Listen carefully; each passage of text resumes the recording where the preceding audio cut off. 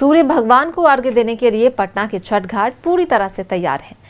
व्रतियों को परेशानी न हो, इसके लिए घाटों को तैयार किया गया है। संवाददाता आशुतोष बता रहे हैं कि पटना के घाटों पर व्रतियों के लिए किस तरह की व्यवस्था की गई है। मुरारी, अरे किन्ने चले छोटा झोला लेके? दिल्ली में टिकने का इरादा नहीं है का? दिल्ली नहीं चा, बक्सर। बक्सर? हाँ, बक्सर में नया इथेनॉल का फैक्ट्री खुला है, उज्जे लगे हैं। बढ़िया, आगे बढ़ रहा है। चलते हैं। रफ्तार पकड़ चुका है बिहार।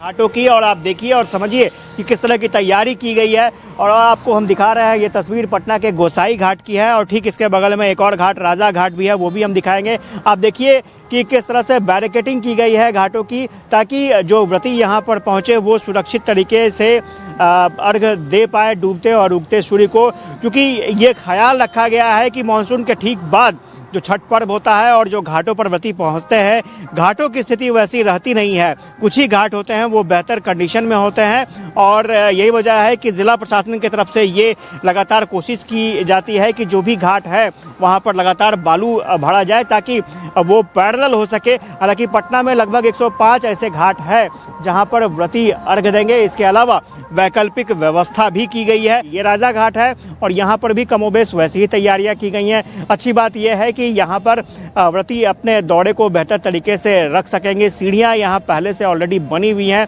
लेकिन कई घाट ऐसे हैं जहाँ पर सीढ़ियाँ नहीं बनी होती है। वहाँ पर मिट्टी और बालू के सहारे ही व्रतियों को गंगा तक पहुँचना होता है, जिसके कारण कठिनाइयों का सामना करना पड़ता है। हालांकि ये कोशिश की गई है जिला प्रशासन की तरफ से किसी भी व्रती को कठिनाई का सामना न करना पड़े और अलग से बालू या फिर मिट्टी की व्यवस्था की गई है घाटों पर, ताकि घाट को समतल किया जा सके। चेंजिंग रूम की व्यवस्था की गई है ताकि व्रती जो है वो कपड़े अपने बदल सकते हैं। और एक अनुमान के मुताबिक पटना का जो रिकॉर्ड रहा है घाटों का, खासतौर से गंगा घाटों का, यहाँ पर घाटों पर 10 लाख लोग चले आते हैं डूबते और उगते सूर्य को अर्घ्य देने के लिए। तो उसके मुताबिक तैयारी की जाती है और यही वजह है कि यहाँ पर पूरी सरकार इस पूरे सिस्टम के ज़रिए ये 10 लाख लोग जो घाटों तक पहुँचते हैं उन्हें कोई दिक्कत ना हो उसकी व्यवस्था की जाती है। और सिर्फ पटना के ही लोग नहीं, बाहर से भी लोग छठ पर्व को देखने के लिए आते हैं और दूर दराज से भी वापस अपने घरों की ओर लौटते हैं छठ महापर्व में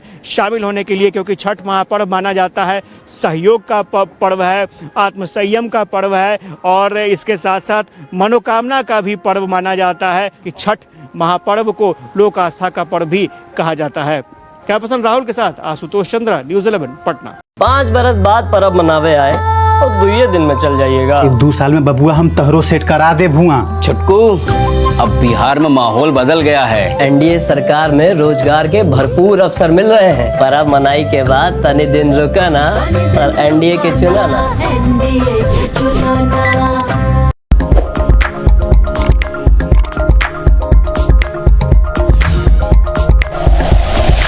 like and share videos, subscribe करें हमारा चैनल और प्रेस करें बेल आइकॉन। न्यूज़ 11 भारत, सच है तो दिखेगा।